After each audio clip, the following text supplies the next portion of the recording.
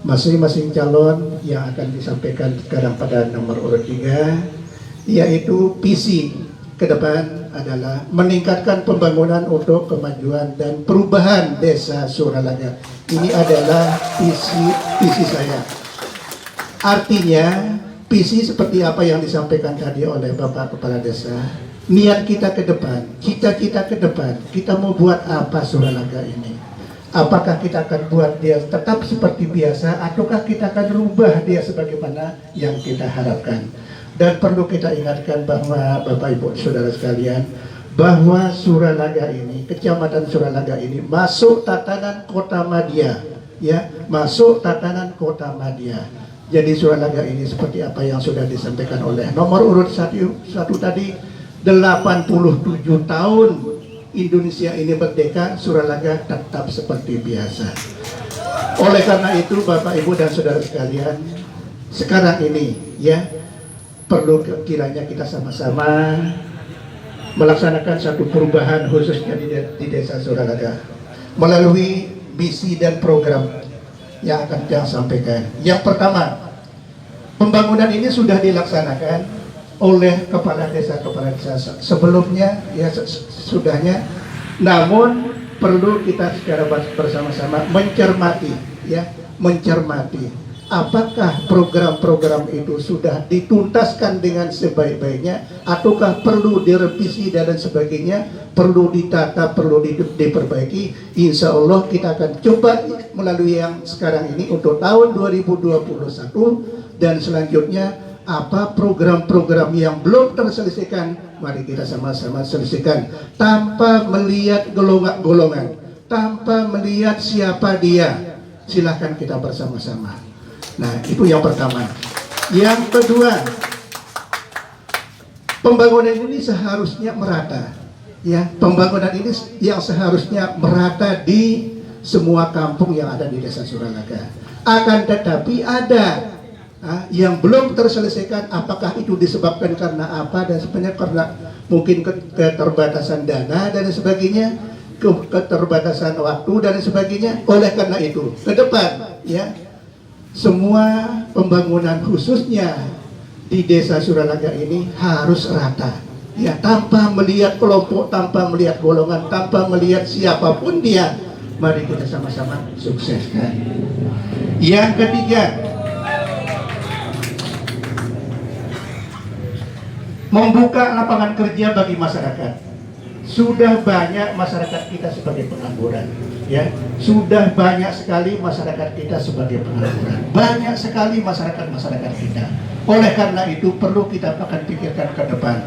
Bagaimana masyarakat Suralaga ini supaya tidak terjadi pengangguran kembali. Salah satu contoh misalnya, ya, Suralaga ini adalah berpenduduk yang sangat padat.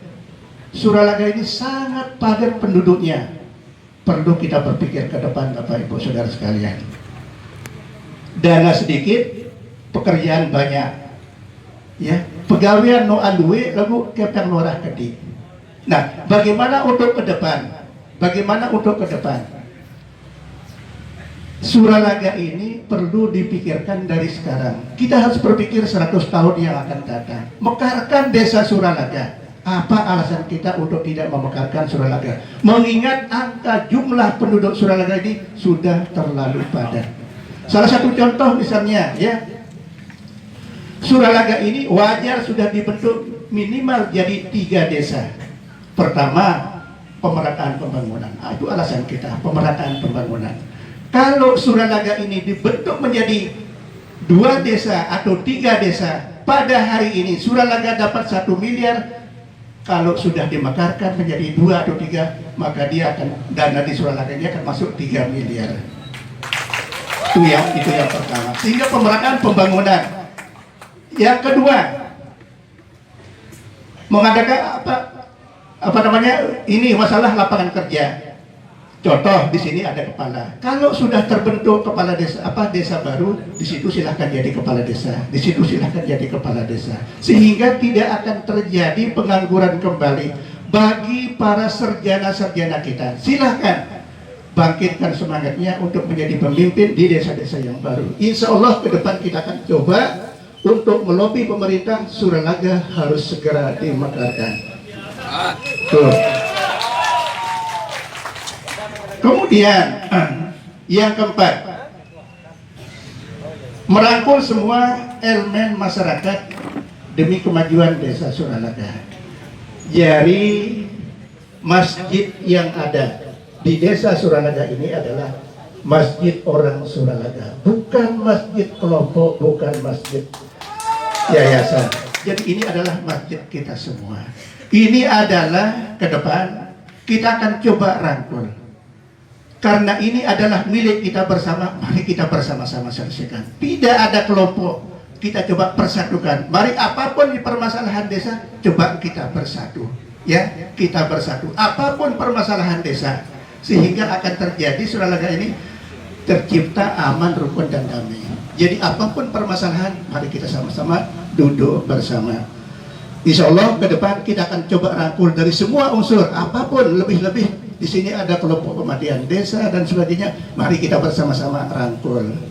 Bapak, Ibu, dan saudara sekalian. Yang kelima, penertiban dalam penyaluran bantuan pemerintah kepada masyarakat.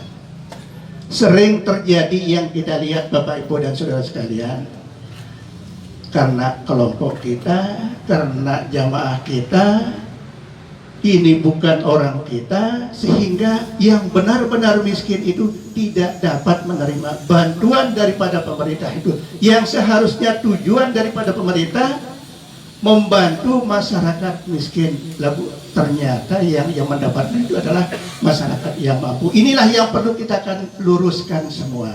Jadi kalau memang itu masyarakat itu miskin, supaya disalurkan kepada yang berhak menerima. Kuncinya itu adalah RT. Kuncinya adalah RT, bukan kadus. Nah, bukan kadus. Kuncinya adalah RT. RT inilah yang harus ditertibkan. Berapa anggota per RT itu? Ya, RT di tiap kampung itu harus ditertibkan, sehingga dialah yang akan menetapkan masyarakat mana yang dikategorikan miskin, yang berhak menerima bantuan miskin itu harus jelas. Jadi bukan kadus, ya, bukan kadus, harus dari RT. Tetapi kita di sini sering kita pantau, ya, kita menyalahgunakan wewenang. Jadi kadang-kadang RT itu kita anggap remeh, ya, sehingga kita tidak fungsikan. Insya Allah ke depan RT kita akan majukan. Kemudian khusus untuk pemuda, pembukaan lapangan kerja yang berangkat dari pengalaman. Suralaga ini hanya kita tahu bahwa sepak bola saja. Sepak bola saja yang kita tahu Suralaga ini. Lagu ya Pewah mau jadi juara. Ya Pewah mau jadi juara. Coba kita ke depan, ya. Semua mata lomba harus ada di desa Suralaga. Salah satu contoh dari pingpong saja harus ada.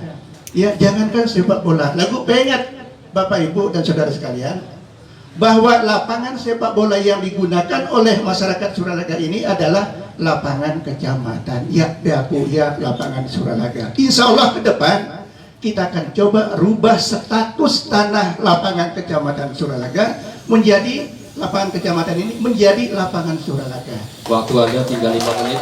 Ya, kita akan coba rubah itu. Jadi kita nanti akan coba mendekat, kita tidak akan melalui Pak Camat, nanti kita akan langsung melalui Pak Bupati, minta status tanah lapangan kecamatan itu supaya dijelaskan statusnya menjadi lapangan pemuda Suralaga. Dan insya Allah kita akan buka khususnya untuk pemuda, lapangan serbaguna. Jika kita sepakat nanti 80 area tanah Pecatu Sekdes itu bebaskan menjadi lapangan serbaguna. Semua jenis permainan di situ ada. Mudah-mudahan Suralaga jangan sampai kalah dengan Lombok Utara. Zohri juara 1 lari nasional, masa Ginpe kalah di Lombok Utara? Ya, kita akan coba ke depan. Itu. Kemudian yang ke-7, ya, pengadaan kendaraan masyarakat. Salah satu contoh masyarakat kita ini adalah banyak yang tidak mampu, ya, banyak yang tidak mampu. Perlu diadakan masalah mobil ambulan. Insya Allah ke depan Suralaga ini solusinya nanti tidak mesti dari dana desa,